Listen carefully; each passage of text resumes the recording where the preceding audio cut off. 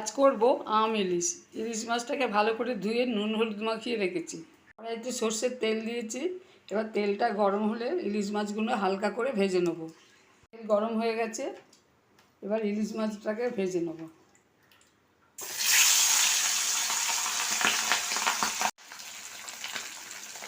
আমার মাছ ভাজা হয়ে গেছে।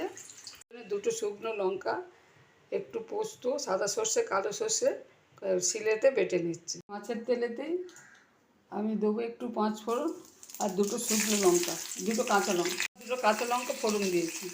দুটো শুকনো লঙ্কা, সর্ষে পোস্ত, দুরকম সর্ষে পোস্ত শুকনো লঙ্কাটা বেটে নিয়েছিলাম শিলেতে। এবার এটা দিয়ে দিলাম। এবার এতে 3 পিস কাঁচা আম দিয়ে দিলাম।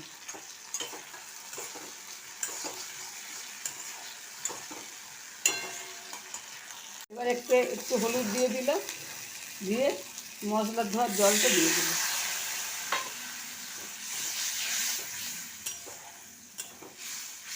আর মশলা বাটার সময় পরিমাণ মতো নুন একেবারেই দিয়ে দিয়েছি, সেই জন্য নুন আর দিলাম না।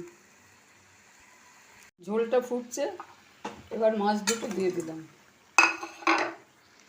আমার আম ইলিশ হয়ে গেছে। এবার মাছ ভেজে যে তেলটা রেখেছিলাম, আমি তেলটা দিলাম।